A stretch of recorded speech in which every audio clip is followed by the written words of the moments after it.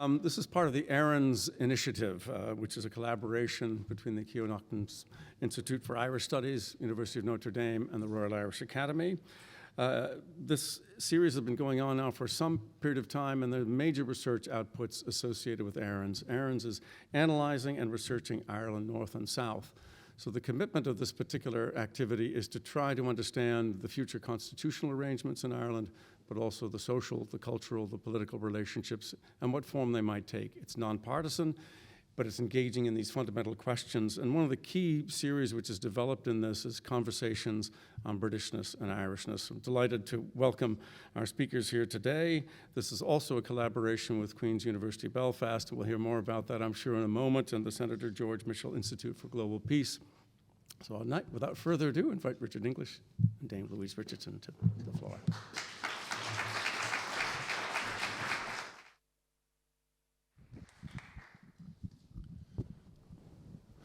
Dan, thank you very much indeed, and it's excellent to be here for this latest conversation on Britishness and Irishness. As Dan said, this is a collaboration, this series, between the University of Notre Dame, the Royal Irish Academy, and the Mitchell Institute at Queen's, of which I'm the director. And it's a real pleasure for me to introduce our distinguished guest today, Dame Louise Richardson.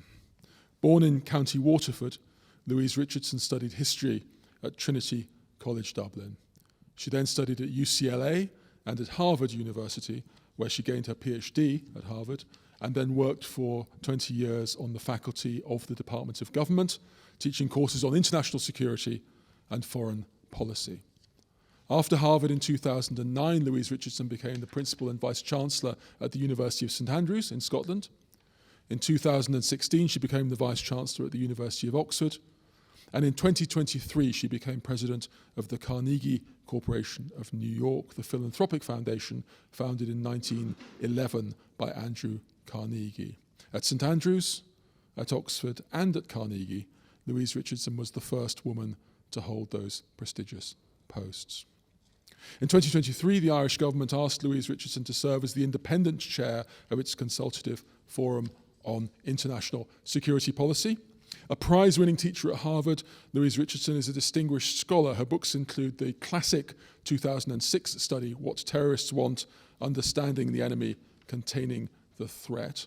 And among her many honors and distinctions, she has been elected a member of the American Academy of Arts and Sciences, a member of the American Philosophical Society, an honorary member of the Royal Irish Academy, and a fellow of the Royal Society of Edinburgh. In 2022, Louise Richardson was appointed a Dame Commander of the Order of the British Empire, DBE, in recognition of her services to higher education, especially her work to attract more students from disadvantaged backgrounds to be students at Oxford and students at St Andrews, and her decisive role in securing the partnership which made possible the production and distribution of the COVID-19 vaccine, which was developed at Oxford. Please join me in warmly welcoming Dame Louise Richardson.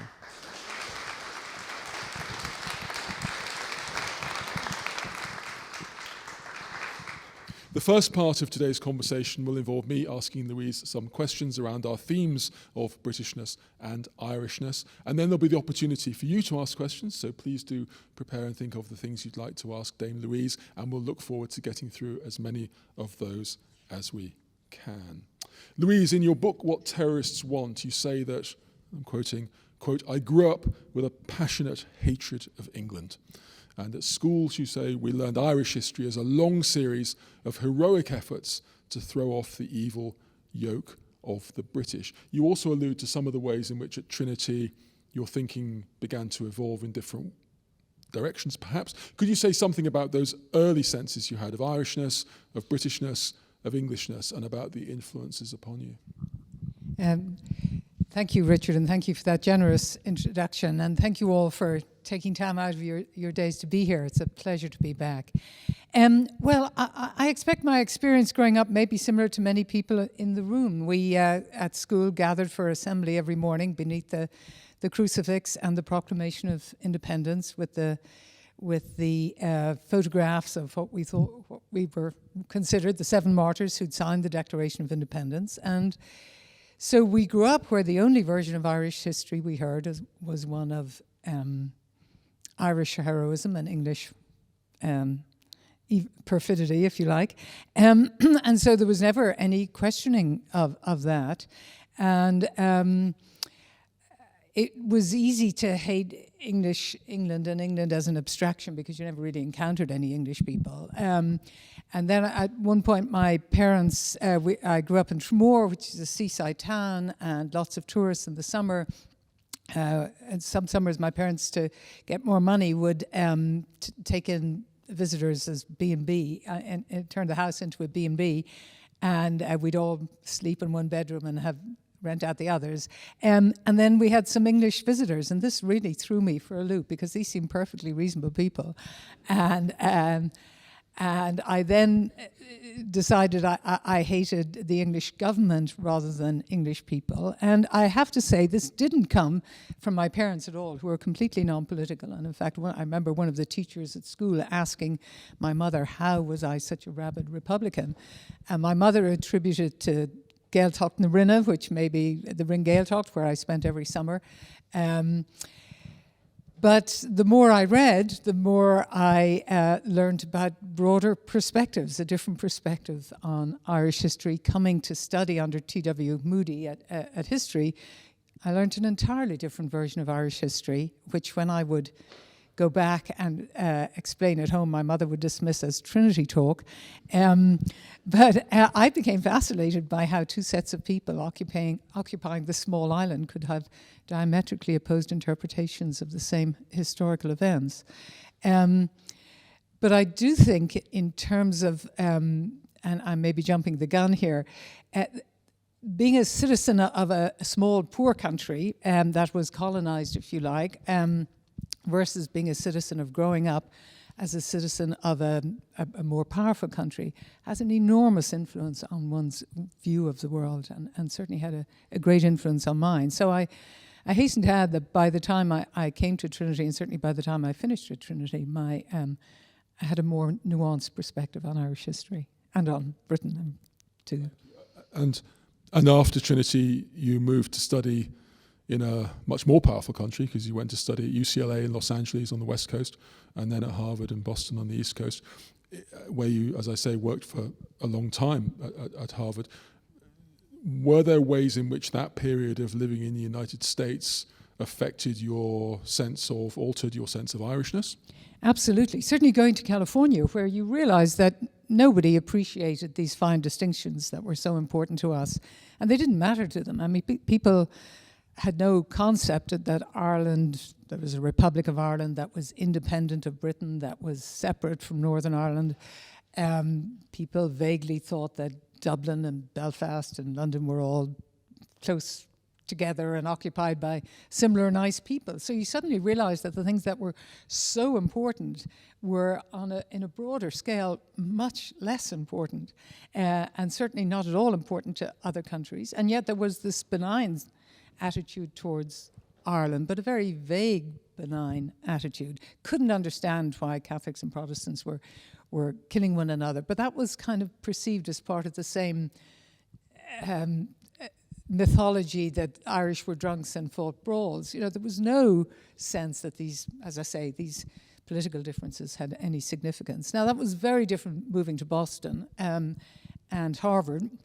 Harvard at the time was a very Anglophile institution, very, very few Irish students there, but in a very Hibernophile city, Boston. And I went to great pains, actually, in Boston to avoid the Irish-American community because I didn't want to be cast as an Irish-American, where I always felt the simplicity of interpretation increased with distance from the problem. So the kind of Irish community in Boston, I felt, had a view of Irish politics that was highly oversimplified and much more akin to the one I started out with than the one I held at the time. So it was very interesting in kind of navigating those two worlds, the very Anglophile Harvard in this very Boston city. And thank you. And following up on that, you mentioned there the attitudes in Boston, which has some very strongly Irish identifying communities and attitudes, understandably. And the backdrop to some of that was the Troubles in the North. How much did that resonate with? How much was that a refraction of thinking about Ireland in the Boston that you encountered during the time that you lived and worked at Harvard? Well, in the Boston of the time, we all knew which were the pubs that raised money and sent it back. There was, again, not a great deal of sophistication, but a great deal of sympathy. Not a great deal of sophistication of understanding, but a great deal of kind of reflexive sympathy for Irish republicanism in the city of Boston, and kind of we knew that, and local politicians played to it. There was a very powerful Irish democratic machine. Now, some people played an enormously influential role. People like Teddy Kennedy and Tip O'Neill, the four horsemen, played a very positive, I'm revealing my own prejudices here, but I would consider it a very positive role, and introducing John Hume and the kind of SDLP perspective as the kind of view of Ireland that people should rally around. And that was enormously influential in a city where those men were enormously influential. So the kind of support for republicanism was somewhat driven underground, and John Hume became quite a hero. And this was helped, of course, by the fact that Seamus Heaney during this period also spent one semester a year at Harvard. And again, nobody had a more nuanced understanding of what was happening in Northern Ireland than he did. So, and he too was very careful to distance himself, I think, from the kind of unthinking republicanism that pervaded some parts of Boston. Thank you.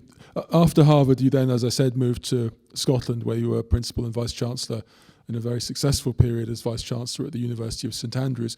During that period, there was the 2014 Scottish independence referendum. Could you say something of looking close up in that period at Scottishness, Englishness, Britishness as they clashed, interwove, during a period when you were observing a febrile moment, when it wasn't at all, I remember that period, it wasn't at all certain that the independence referendum was going to be lost. It looked quite close. Could you say something about your reflections on Scottishness, Britishness and Englishness as seen through the St Andrews lenses that you saw as principal? Well, let me say that I was very saddened to learn of Alex Salmon's death this weekend. I knew him quite well. I served on his Council of Economic Advisors. And it was very interesting to see the Scottish view of the Irish, because Salmond absolutely assumed that I would support independence for Scotland as an Irish person. And part of the reason he cultivated me is not the right word, but he was a graduate of St Andrews, so there was a reason for us to be connected. But I think part of the reason he invited me to sit on the Council of Economic Advisors was not because of my economic skills, which are severely limited, but once he discovered that I spoke Irish, he was hugely impressed, and he once gave me a present of a book on Lower Moor, which is a book about Scottish, and was amazed that I could read it. So after that, he just assumed he had a partner, and always assumed I would be supportive of Scottish independence, and I wasn't, because I was looking out for the interests of the universities, and I felt universities would be damaged irreparably if they lost access to the bigger research councils that funded our research in St Andrews and other research universities. It was fascinating to observe the kind of very similar attitudes towards England. I mean, I was amazed to discover that Scottish people would I remember one of my colleagues saying, we used to go to holidays to this place every year, but now the English have been coming, so we're going someplace else. And this was an educated man. I was fairly stunned, but the English were separate, were different, and many Scots wanted to establish that independence and saw the Irish as partners in that, I think wrongly. And I don't think England at all understood where the Scottish were coming from. And not that the Scottish views were Scotland was very divided, and so many Scots had enormous success in British politics, whether it's Gordon Brown or Tony Blair or George Robinson, you name it, or indeed throughout history. And they all, by and large, wanted the Union, wanted to play on the bigger playing field, felt that Scotland's future was better as part of this broader universe, felt they could dominate in this broader universe because intrinsically felt at some level that they were at least as good. Most of them felt, I think, better than the average English politician, so on. So it was a completely fascinating time and was way too close for comfort. But you also saw, I think, part of the really small world that was Scottish nationalism. It was I felt, quite narrow and inward looking. And it was a very uncomfortable time for opponents of independence, because the government favoured independence and made it absolutely clear that they expected anybody dependent on the government, as universities were, to fall into line, and were fairly brutal when they didn't. And after St Andrews, you then moved to be the Vice-Chancellor at Oxford, and during that period there was the Brexit referendum, another major referendum, which again involved complexities around Irishness and Britishness. Probably fair to say that the government in London didn't think through the implications for Ireland as much as would have been appropriate, but it affected particularly relations between Ireland and the UK over Northern Ireland. But also a lot of discussion around Brexit has focused on English national identity and how that relates to Britishness. Could you say something about what you experienced and saw and interpreted in terms of the Brexit phase around 2016? Well, the biggest surprise to me in terms of Irishness and Britishness in assuming this role, which really was at the centre of the British establishment, if you like, is just how many people, particularly in conservative circles in Britain, had never really adapted to Irish independence.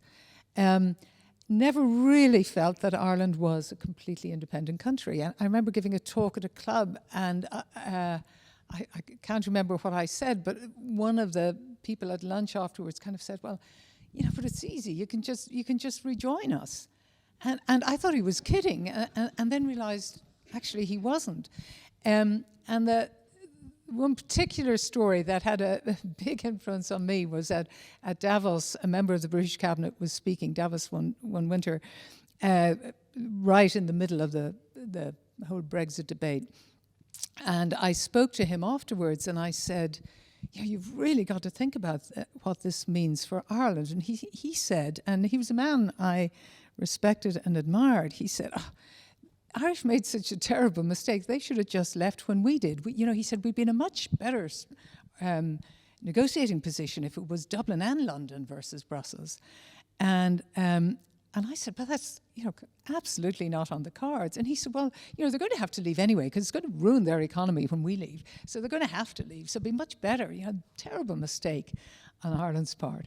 And I said, that's just politically impossible. And he said, oh, but economics always trumps politics. And I said, well, gee, remind me when in the history of Anglo-Irish relations have economics trumped politics. But it was an attitude that even though I'd spent so many years in Britain, I was really surprised to encounter. My sense of the British government's attitude towards Ireland is and I think we in Ireland have often gotten this wrong. My view, it's not one of malevolence, as I had assumed as a child or had been taught as a child, but indifference. I think Britain simply didn't think about Northern Ireland. The kind of problem had been solved and become quiet after partition until the civil rights movement in '68.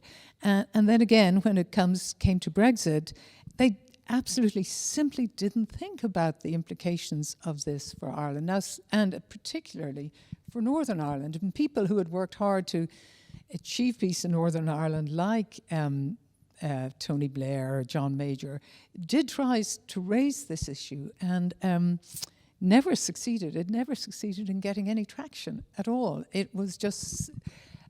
Actually, I do think the British government assumed that the EU would throw Ireland under a bus in the Brexit negotiations.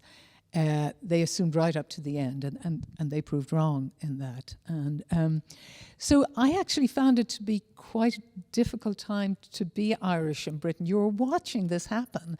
You knew how, well, I felt it would be very damaging to Britain, but certainly felt it was going to be terribly damaging potentially to Northern Ireland and to Ireland, and you just couldn't get any traction making that point.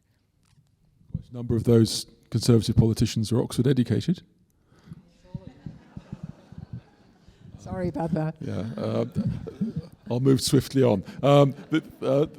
There has been regime change in London recently, owing significantly, I think, to Conservative unpopularity, and Keir Starmer's government seems to have established now more benign relations with Dublin, and the relationship has begun to emerge as a more positive one, perhaps. Is that your sense? And could you comment on your reflections viewing it from New York? Is the Dublin-London axis something which looks like it's a more benign and stable one at the moment under the new regime?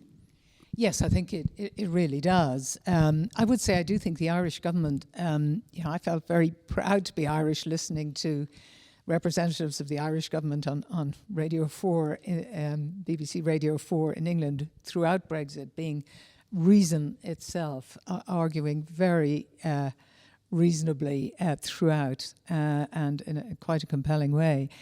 There's no doubt that the relations between Labour and Ireland this is a real opportunity to repair those relations which were damaged. I think Labour's attitude towards Ireland has long been much more pragmatic, much less of the historical overtones, much less of the view that I mentioned earlier, this sense that Ireland isn't actually independent. I think there's just much less of the historical overlay there.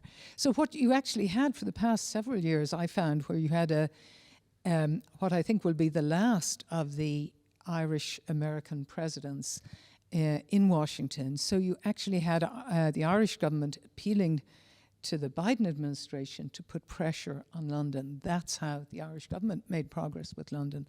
And they were lucky in having a very willing partner in Joe Biden, who was perceived as being quite, in Britain and by the Conservative Party, of being quite anti-British by virtue of being Irish, as it were. I do think into the future, irrespective of what happens next in the American election, whether it's Trump or Harris, neither one of them has a particular affinity for Ireland. For years, the British government have worried about a shift to the Pacific. They certainly worried about this most acutely with Obama, but ever since, that there would be less attention to Europe generally. And of course, Britain is less useful to the US outside of the EU than it was inside the EU, which is one of the reasons why historically, of course, the US encouraged Britain to join. So I do think we are entering a period of that will enhance relations between Britain and Ireland. Of course, there will be an election here before too long as well. So who knows how that would play out? But one might. I would be very hopeful that their progress could be made by just pragmatists, frankly, rather than ideologues on both sides. You mentioned, Louise, the American presidency, and there's a major event next month with the election. None of us can predict with any certainty what's likely to happen, but you're based in New York now as president of the Carnegie Corporation. So a couple of questions from me on this. The first is about the election itself. I mean, were there to be a presidency with President Harris, or were there to be Trump too? Either way, that will have implications for Ireland. It'll have implications for the United Kingdom, including Northern Ireland. Some reflections on that. I mean, some people are presenting this as a very, very pivotal election in American history, but also by implication for Western Europe in global history too. Well, I feel I have to preface my response by saying I'm speaking personally here, so not at all on behalf of Carnegie, or not representing Carnegie. I think it is a really pivotal election, and I do think, like so many Americans, we're deeply worried about the future of American democracy when one of the candidates has not demonstrated a commitment to democratic principles. I think in either case, in the case of Harris, the person who, Philip Gordon, is her foreign policy advisor. He's somebody steeped in the transatlantic research scholarship. And so I think one could reasonably anticipate with the Harris presidency that one will have a kind of continuation of Biden policy towards something like, specifically towards Ukraine, although the Senate and the House are going to be very tightly fought as well. It certainly looks as though the Republicans will win the Senate, the Democrats should regain the House, but either way, they are not going to be able to get passage of any more $60 billion aid packages to Ukraine. So there will be a difference there. I do think, whichever, whether it's Trump or Harris, you're not going to get a president with a natural affinity for Ireland. That doesn't matter. Irish diplomats in the US are of the highest possible caliber, so there will be good relations there. But I think, like many people in America, I'm quite frightened about what might happen. What's interesting in the past just couple of weeks, as you know, once President Biden stepped down, there was a huge amount of enthusiasm and I think optimism amongst Democrats. That has faded. Things are now extremely tight, too close to call. I don't think anybody is prepared to call this election. What is appearing to happen, one of the things I've been fascinated in recent years is the educational divide and how education has become one of the strongest predictors as to how somebody would vote, degree of educational attainment. In this election, it looks like the biggest issue may be gender. Women overwhelmingly support Harris. Men overwhelmingly support Trump. And where this is particularly challenging to Harris is that historically, minority communities, especially Black and Latino communities, have supported the Democrats. Harris's support, especially among Black men and Latino men, is very significantly lower than it has been previously for Democrats. And that's in a race where the margins are extraordinarily tight. That could be all it takes. So I think it is a pivotal time, and not just for America. I used to say, gee, people all around the world should get a vote in American elections because they bear the consequences. To be honest, for Ireland, I don't think there are huge consequences, particularly for Ireland. We will lose having somebody who saw himself, Joe Biden, President Biden sees himself as a very, very close friend of Ireland. Whatever happens, we're not going to have that, but I'm much more worried about the fate of American democracy. I'm very worried about just the short term. If, as appears inevitable, this is a very tight election, what's likely to happen? I think we won't have a repeat of the attack on the Capitol because the Capitol will be well prepared, but where the battle will shift to is in the states. And one could certainly, there's a great deal of concern about political violence in many state capitals. Thank you, Louise. We'll come to questions from the audience in a moment, so please do prepare those and we'll look forward to hearing those. One final question from me, which relates to the polarization in the United States and the violence, which you mentioned is one obvious potential symptom of that. I mean, in my visits to the US over the last few years, from the outside, it's looked more polarized than I've ever seen it before. Carnegie is committed to democracy, to education, and to peace. How big a role is there for the Carnegie Corporation in terms of the American future, in terms of democracy, in terms of education? Because it seems to me that this is arguably the most important, powerful country in the history of the planet in terms of its resources and its capacity, and the fraying of democracy and the division into fractions and factions is something dangerous in as well as beyond America, as you say. Can you say a bit about your vision for Carnegie in relation to that aspect of things?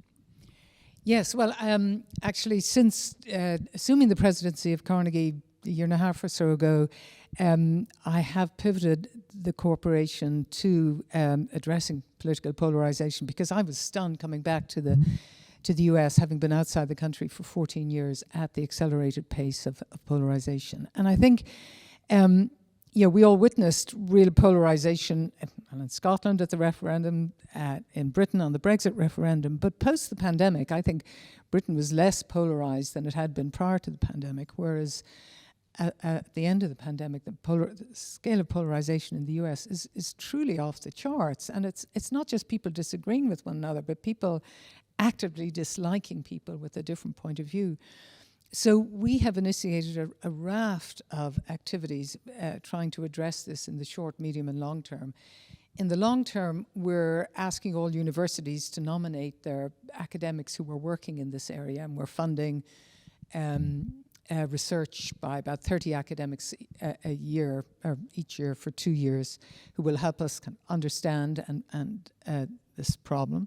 Secondly, at the kind of the medium term, we're supporting lots of initiatives which we think over time will help address it. So, for example, something that I expect to be very unpopular, and might be very unpopular in this country, but America is a country that has had the draft, and we think a national service, not necessarily military service, but community service would be a very good way to try and bring Americans together, to provide them with opportunities for interaction across race, class, region, and so on. So we're funding in a conservative state in Utah and a liberal state, Maryland, community service initiatives. So students at the end of high school, secondary school will go and work for a year in contributing to their community. This, we hope, will help bring people together. And then we're supporting a whole raft of kind of more immediate term initiatives. One I'm happy to mention because it's led by an Irishman, Colin McCann, called Narrative 4. And I think he has introduced it in a number of secondary schools in Ireland too. And it's about bringing kids from very different backgrounds together and having them learn each other's stories and relate their stories to one another. So in the US, you'll have kids from the Bronx and kids from Tennessee learning about each other's life story and then conveying the world as they see it. Anyway, these are, this is just one foundation. This is what we're doing. We're working with lots of other foundations. Another thing a whole bunch of us have gotten together to do is fund local news media because local news has simply collapsed in the US. The media is totally polarized, so, a conservative and a liberal just hear completely different news every night when they turn on the news. So trying to foster local media, because it actually happens that at the local level, American government works. The smaller the community, the better it works. So we are doing everything we possibly can to try to mitigate this polarization, which really has the potential to completely undermine American democracy, not to be too hysterical about it. Thank you very much. It sounds like incredibly important range of work. And thank you, Louise, for those answers. We've covered a lot of material there listening to Louise Richardson. There's now the opportunity for there to be questions from the audience. Is there a microphone which can go round to the questioners so that they can be heard? There's a question here on the left. Thank you very much. Yes? Thanks very much indeed. Hi, I'm Dr. Jennifer Cassidy. I'm a lecturer at Oxford on diplomacy, AI and technology, and actually did history at Trinity myself. And first of all, I just want to thank you. I've been in Oxford for 12 years, but for your tenure at the university, it was absolutely wonderful to have you there. And specifically, and you've mentioned it here already, but specifically at the university with your focus on the admissions process, really with a real keen spotlight on equality and accessibility for students. I really want to thank you for that. This is not a political, or well, it is, everything's political, as they Foucault, I won't go into that, but really looking at the devastating effects that Brexit has had on UK universities. And just I'd like your personal opinion on what do you see as the really key problems and areas that we in the universities in the UK now need to focus on, and any policy recommendations that you can see regarding how we can overcome this. I know that's probably a PhD question, but if just briefly, if that, thank you so much. Thank you very much, and thank you for your comments. Well, at Oxford, the number of EU students dropped in half. And immediately after Brexit. So 8% of our students came from the undergraduate students, and it dropped to 4%, which is deeply damaging to cultural cultural life of the university. We don't want to become just an English university. Because the financing of graduate education is different, it's been had less of an impact at the postgraduate level. Any parent in the room will know one of the wonderful aspects from the education point of view of membership of the EU is the Erasmus program, and English students are now excluded from that. There have been efforts to produce, this is, for those of you unfamiliar with it, it's whereby students can travel and study in any other countries in the EU with ease and able to transfer credits back. So it's a real way of fostering cultural understanding, broadening people's perspectives by finding out, by living and working and studying in another country.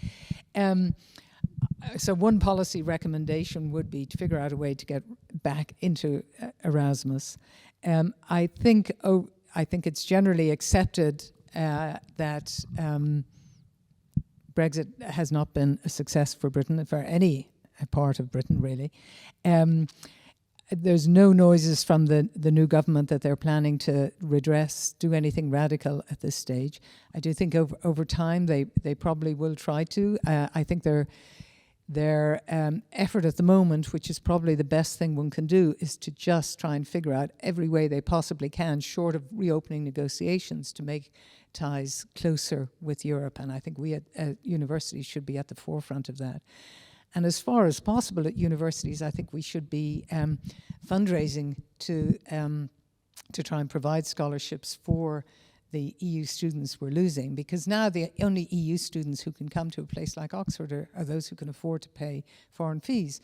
So we're losing these extraordinarily smart kids that we used to get from Eastern Europe or from families that didn't have lots of money, and that's a huge loss to us. But I think just keeping a focus on it. Thank you, Louise. Next question was at the back there, and then there's a couple of questions here at the front after that, but lots of questions. Rory first. Yeah, thank you. Rory Montgomery, former Irish diplomat, a member of the Academy. I'm very much involved with Ireland's and also a Trinity history graduate. I'm sure there will be a non-Trinity history graduate asking a question soon. Two questions. First of all, your academic speciality was terrorism. And to what extent do you think that the sort of Irish-British history of terrorism and counter-terrorism has had an enduring effect in the relationship, or has it largely passed, leaving Northern Ireland to one side? Second question, I mean, we're used to seeing Irish people in prominent positions in British life now, 2 Lord Mayors of London, for example. Were you ever aware of any overt or covert sort of grumbling about the fact that an Irish person, and in particular an Irish woman from a Catholic background, was serving in this extraordinarily prestigious position? Thank you, Rory. Thanks, Rory. Oh, I'm sorry. Would you like to take a couple? No, I think if you take this one, then we'll maybe take a group after that, Louise. Thank you. Thank you, Rory. Well, on the last question first, well, I just decided early on not to be sidetracked by grumblers, and I never knew whether the main objection was my gender, my nationality, my religion, whatever. So I just chose not to worry about any of it. And I do think, going back to a point I made early on, to a degree that surprised me, amongst the deepest centres of the establishment, it was perfectly natural for an Irish person to be in this role, because they never really perceived Ireland as different, and that was the big surprise to me. I don't want to put myself in the same category as Oscar Wilde, Irish people who Britain, if you like, have claimed, and culturally in many ways have been, or for many years were claimed by Britain and perhaps neglected by Ireland. So I think there was that tendency, that this historical sense that, the Irish are really, some Irish are really us anyway. Your first question on, yes, of course, the whole terrorism issue, well, that frayed relations throughout Northern Ireland, the very different perspective in Dublin and in London on what was happening in Northern Ireland, even though it came to a period and ultimately peace was restored only through close collaboration between the two countries, or the two capitals. But the perspective undoubtedly was very different throughout. And that, I think that exacerbated the difference, or exacerbated difference between the two for a very long period. You know, something like Bloody Sunday or the Widgery Tribunal, which were, you know, seminal events in my childhood. You know, the perspective on them was so different in Britain versus Ireland. I think that really did colour the relationship for years to come. Thank you, Louise. If it's okay, Louise, I'll take a few questions at a time. So the next three I had, there was a lady there with a question, then one at the front, then one on the front left, then we'll take another round of questions after that. So thank you. Hello. Natasha Weir-Brown, born in Dublin but educated entirely in England. I was, as a former literature student, I was very interested in your saying that the Carnegie is now investigating the way stories and the exchange of stories can be used. Now, of course, I'm totally pleased to hear that. But one thing that worries me is the concept of ethos. I mean, we heard about it only last week with Dundalk Grammar School saying they're going to stop Gaelic games in their school because of their ethos. There's the ethos of the Orange Order. I've always asked myself in sport, how come the rugby ethos managed to keep an All-Ireland team going and the football ethos, the soccer, not Gaelic football, soccer ethos, couldn't? And I just wonder if I could have a few of your thoughts on ethos and how we can affect that. Can stories help older people as well as younger people to break down the barriers between us? Thank you. Thank you. There's a question just in front of you, a couple of rows in front. Thank you very much. Andy? Former director of the Centre for Cross-Border Studies in Armagh. As a Northern Ireland Protestant brought up largely in England and now living over 50 years in the Republic, I see a contradiction in public opinion here in the Republic vis-à-vis Northern Ireland and movement towards a united Ireland here in the Republic. As you said, people here in the Republic are instinctively anti-British, whereas Northern Protestants are unionists, and unionists who they want to attract into United Ireland are instinctively and passionately pro-British. I wondered if you had any reflections on that. Thank you, Andy. And then the third question in this cycle from a gentleman on the left here. Thank you. There's a microphone for you. Oh, sorry. Thank you. I think it was J.J. Lee who said that during the Second War, the guarantor of Irish independence was the next door island. And recently there's been quite a lot of sensible discussion about the Irish neutrality. Perhaps you could comment on that. Thanks very much. So three questions there, Louise, and then we'll take another round after that. Thank you. The first question was on stories and ethos. I think sports are enormously important. I think music in particular is enormously important. I should have said right at the beginning, I think I learned much of my then republicanism from listening to the Waltons programme on Irish radio. My sister, one of my sisters was in hospital in Dublin for a couple of years, and we used to all pile into the car and drive up. And sorry, this seems like a tangent, but it isn't really. But the Waltons, I don't know if you remember the Waltons, the strapline is, if you feel like singing, do sing an Irish song. And they were all the rebel songs, because I learned them every Saturday, I knew all of them. And again, these songs tell a very unnuanced version of Irish history, and they are a way of conveying an emotive, oversimplified interpretation, and I do think they had that impact on me. By contrast, sports, as you say, rugby, to see both sides playing for Ireland is I would hope, the way of the future. I know the number of athletes, the Northern Irish medal winners in the Olympics, I think split 50-50 between Britain and the Republic of Ireland. So I think it would behoove all of us, rather than banning Gaelic games, I would hope we could expand Gaelic games and draw others into teaching, to engaging with them, because the GAA is a powerful community builder, and I think what we need are more diverse communities, and with the immigration in this country, we have an opportunity to integrate people from different backgrounds into these traditional sports, and the sports will benefit from them. But it's, I agree with you, storytelling and inclusivity is the way of the future. Quite how to do it, I'm less clear, but I do know that education, especially in the early years, is really critical to changing the culture.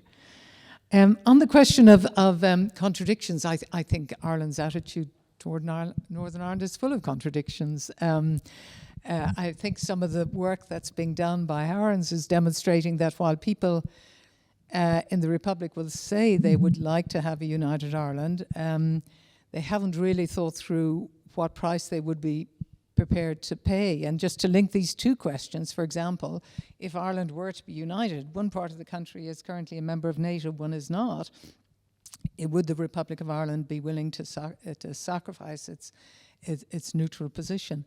So I think Ireland, because the South hasn't been confronted by the reality of Northern Ireland, they haven't had to engage seriously with these questions. I have noticed, and I've really appreciated, that one hears less about a united Ireland and more about a new Ireland, which is a much more inclusive concept to me, but one that's not going to come about until we think through all the implications for everybody on this island of what it would mean. So because it hasn't been a realistic proposition, I don't think people have had to make difficult trade-offs. Neutrality. And then on neutrality. Well, this is an issue on which it's undeniable that Irish independence during the Second World War was defended by Britain, although it's also the case that both Britain and Germany, so both sides in the Second World War, had drawn up plans to invade Ireland for very different reasons. And I think it's very healthy that the government here has started to have a discussion about Irish neutrality and what it means, because the neutrality we enjoy doesn't really fit with any accepted interpretation of neutrality, because we're not a member of any military alliance, but our political sympathies are unambiguous, and we do participate actively in EU defence, collective defence, and indeed even with NATO and the Partnership for Peace. So again, and the world is changing, because historically our geography was enough to ensure broadly our independence, but now with the fiber optic cables going across our coast, with Russian submarines circulating the coast, with, as we've seen with the cyber attacks, our vulnerability to cyber attack, we do have to revisit what we mean by neutrality. And I do think, unlike every other country in Europe which is neutral, they all are in a position to defend their neutrality. Ireland is not. Again, it's been a case of not having had to confront it. So if anybody were to challenge our neutrality, we couldn't defend it because of the size of our armed forces. Unlike countries like Finland and Sweden, who have conscription, Switzerland the same, Austria the same. So we're in a very Irish situation where we have our cake and we're eating it too. Take another round of questions. There's a gentleman there about halfway back, and then there was a lady about a few rows from the front after that. Thank you. Thank you for your lovely talk. I was just curious, do you think there's a sort of a wave of British-Irish engagement that goes into slumps? If you imagine the Anglo-Normans came in 1169 and it took pockets, and then you have to get to the Statutes of Kilkenny or something where they felt the place was becoming too Irish again, and then it would go on for another while, and then Henry VIII would do something, and then it would slump back into kind of ignoring the place, and then we'll go up to Grattan's Parliament, and there's a kind of another phase of there's quite a good economic status for Ireland at that time, and then Britain kind of did the Act of Union. So there's kind of phases of interest and disinterest.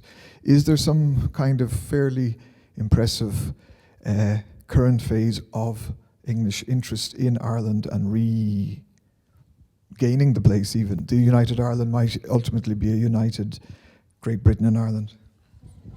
Thank you. And then there's a question here, the lady there. Thank you very much. Hello. Thank you very much again for the lovely talk. There are a couple of words that keep repeating in your discourse: perspective, historical overlay, and I'm very conscious of the fact that you yourself are a historian, and there are many historians here.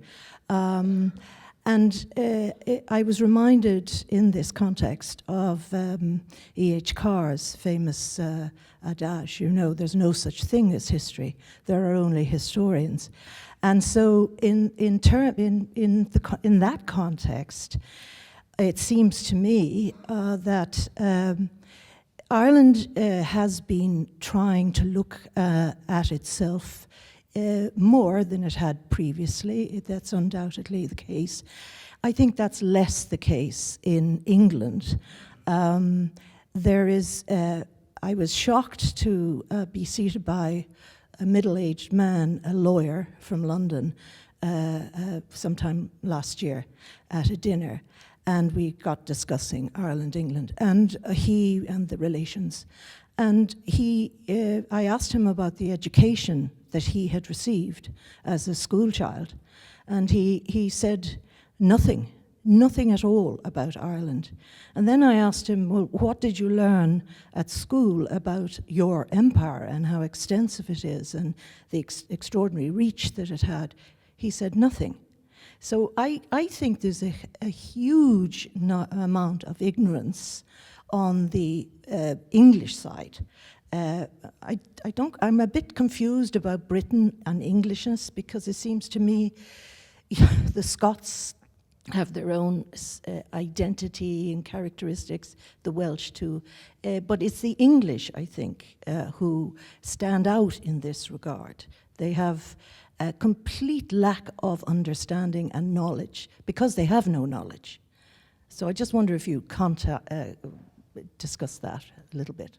Thank you. And then we'll take a third question from Mary Daly and then ask Louise to answer those three, if we may. Mary. I really want to follow up on that, Louise, because I was struck when I was looking at the programme, Britishness and Irishness. The average Irish person refers to England. I mean, it's 800 years of English misrule.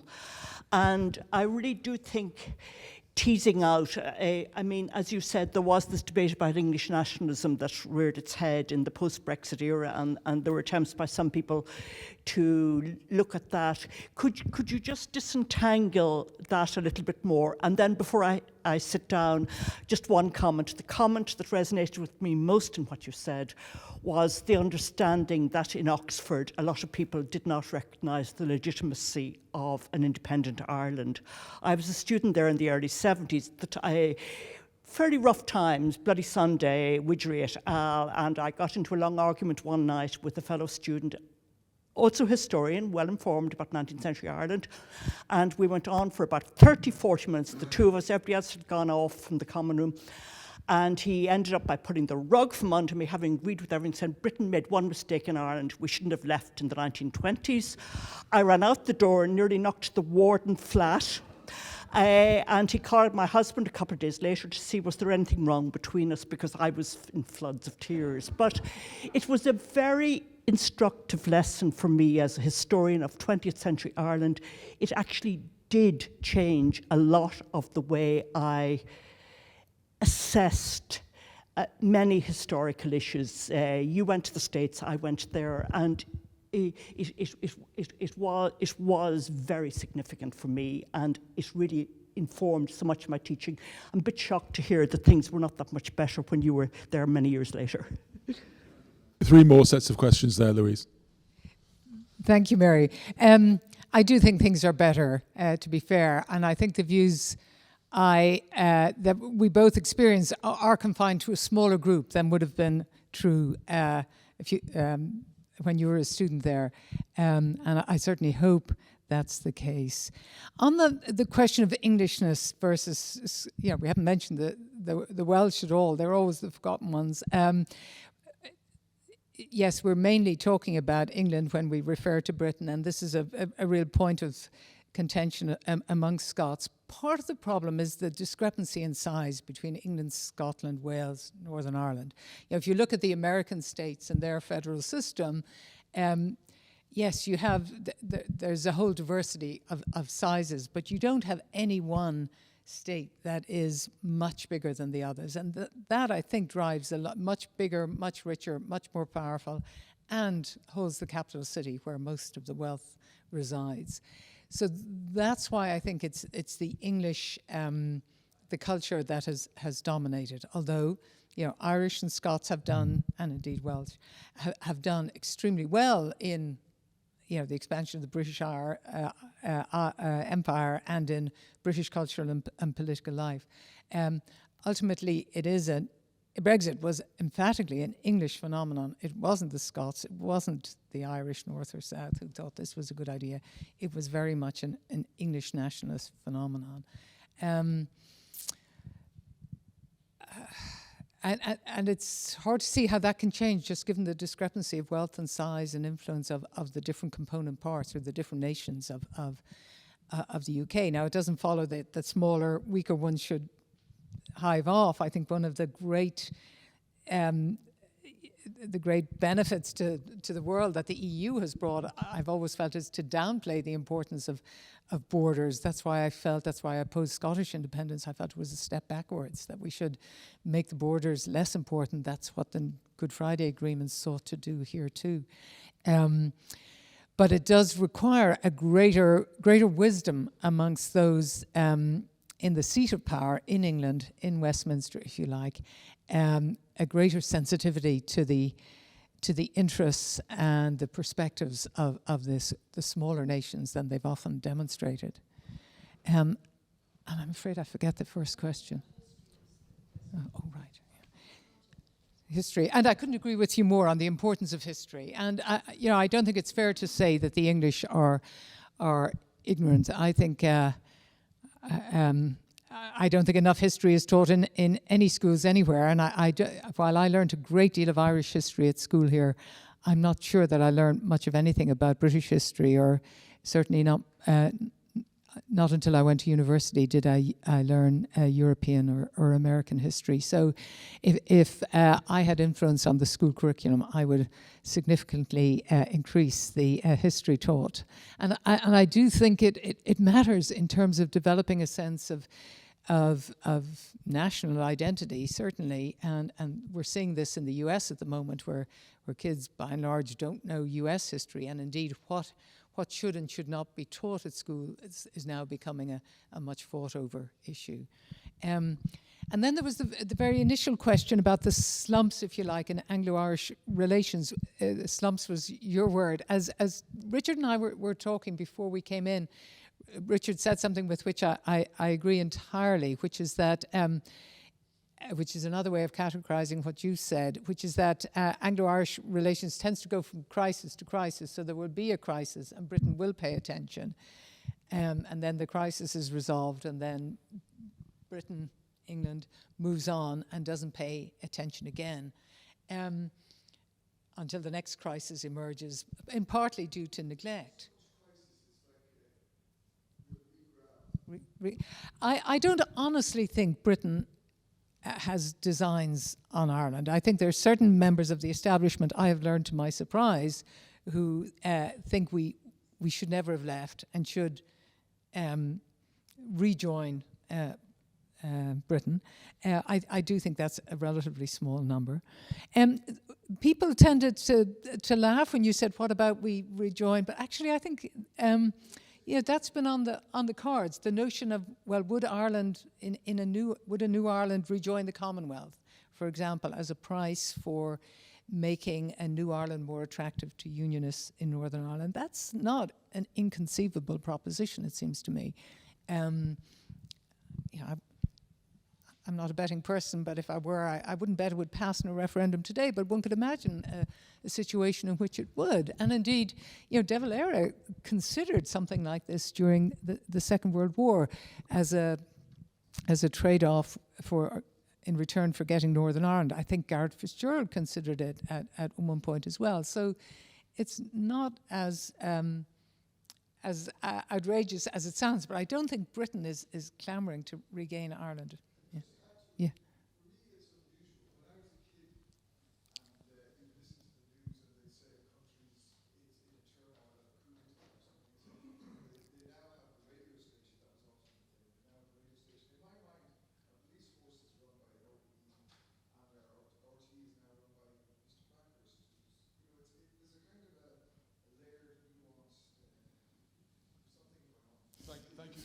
We've got time for one more cycle of questions. There was a question, two questions on the left. There's a gentleman with his hand up, and then the three people in front. There's one there as well. And then there's a question from Dan at the end. So yes, thank you. Thank you very much for your very illuminating reflections. My name's Stefan Rimner. I'm an assistant professor at University College Dublin and earlier did my PhD at Harvard. I was wondering, since there were so many questions already about what role historians can play, whether in the history of using education for the purposes of depolarization, there are specific examples, perhaps in international history, that you think we should draw on, particularly because there's so much talk these days about higher education in crisis, and I think much of the diagnoses are realistic, but are there any reasons for optimism when we go back in time and look for successful cases where the instrument of higher education was in fact effective in enacting depolarization? Thank you. Very much. And then there's a question about 3 rows in front. Yes, indeed. Thank you. Frances Ruan. I've worked with on the Council of Economic Advisors with you many years ago in Scotland. And maybe just to start with that very briefly, because I'm struck by your comment, because what you really said was, as head of a university, I didn't think it was in Scotland's interest to go separate. And I was just wondering if you'd been head of a university in 1922 where you would have stood on the issue of Irish independence, which I suppose points to the notion that where you stand depends on where you sit. But I really want to go back to your starting point of the school history piece. And I think it seems to me that your learning from that is influencing your view with Carnegie and the objectives they have. And I really think it's hugely important. And I think the earlier speaker relating television to education is actually a hugely important thing, because I remember after Brexit, Will Self, who's a British journalist who was over in Dublin, and I asked him maybe about a year and a half later, I said, well, what did you think really caused Brexit? And he said, just looked at me straight in the face and said, have you ever read an English school history book? And I said, well, actually, no. And he said, well, you would discover that single-handedly we won the First World War and the Second World War. And he gave a whole rake of other things, which did not include the empire as part of where we were. So I think that issue of linking the history piece, and we have to say we can't, you know, in the States it's a real issue. You couldn't get history books into the schools at this stage, which is a real problem. But I mean, we can't just abandon things until everybody's gone through an education system. But I do think that that's really important. Final point I'd just like to make to you, again, you used the word perspective and somebody else picked up on that. And I think it is always fascinating when you've been in different places, the different things that you see. But I was struck when you talked about the EU and closer relations, and you talked about Erasmus sending European students to the UK. But I think what really matters actually is sending English students to the continent, because I think that's the two-way flow that's really important in order to get the relationships back on an even keel. And I think one-way flows or unidirectional doesn't actually help. Thank you. Thank you. And then there was Dan at the front, and then we'll give Louise a chance to respond to those 3 questions, and that'll be the last cycle. Thank you, Dan. Thanks very much, Dan Carey. I really enjoyed this very much. I wanted to come back to the question of national service that you discussed. Speaking as an American, I think there was a huge missed opportunity after 9/11. I think that was the moment in which the country could have chosen a different path and to say, look, we're taking this country for granted. We're taking all that it provides us with for granted. We need to do something to give back. It wasn't, in other words, in a moment of polarization as such, but I really think the strategy that you're proposing is very welcome, and those experiments that you've mentioned were really worth thinking about. There are obviously things to consider in an Irish context as well. There's different experience in Europe, but maybe there's a larger lesson about the tendency for complacency and to take for granted things that we have. Thank you. On that last point first, yes, this was, I couldn't agree more. And we're seeing, especially in the polls in the US, young people have a losing interest and faith in democracy, and increasingly isolated from their community. So the idea being, if they were to have the experience of giving more to their community, they might appreciate it more. The problem in the US is the federal level, just nothing is happening. So our goal there is to first these 2 states, but we're in negotiation with 4 others, and we hope that if a number of states launch successful programs, that this will eventually cover all the states. But yes, I agree, the ideal time to do it might have been after 9/11, although there you'd have had large numbers rushing to join the military, which would be fine, whereas we're interpreting national service much more broadly than military service.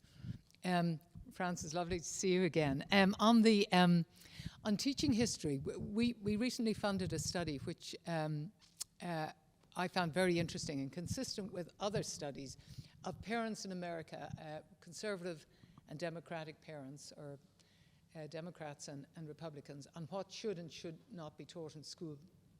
And what we discovered was that about 7% on each side, if you like the extremes, conservatives felt slavery should not be taught, kind of thing.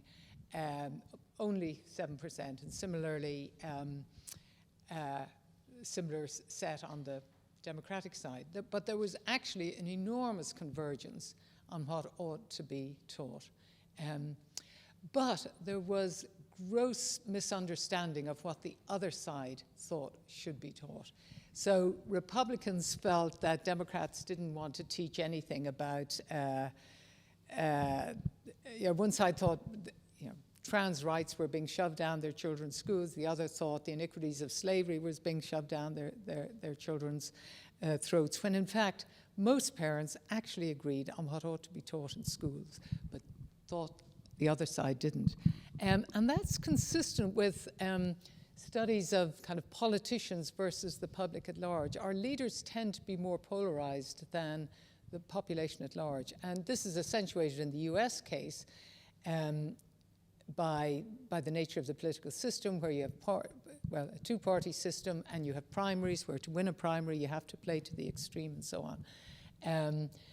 Whereas I think the Irish the structure of democracy in Ireland really mitigates against a similar kind of polarization, which is a really positive thing.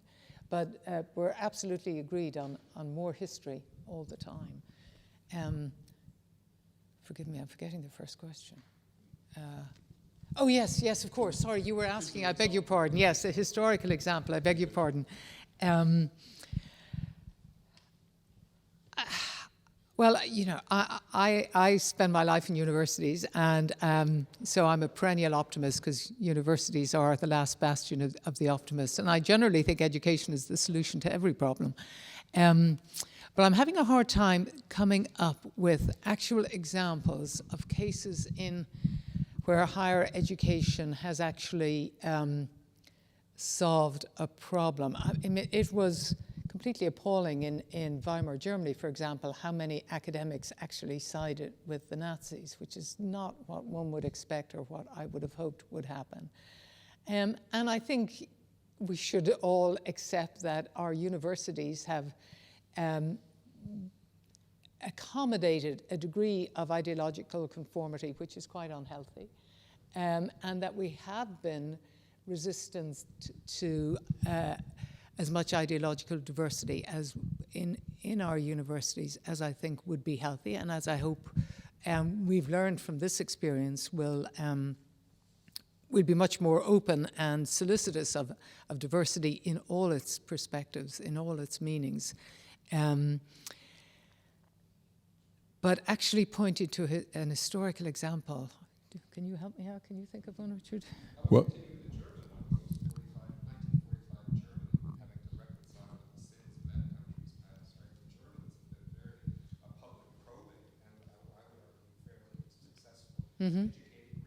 Re-educating.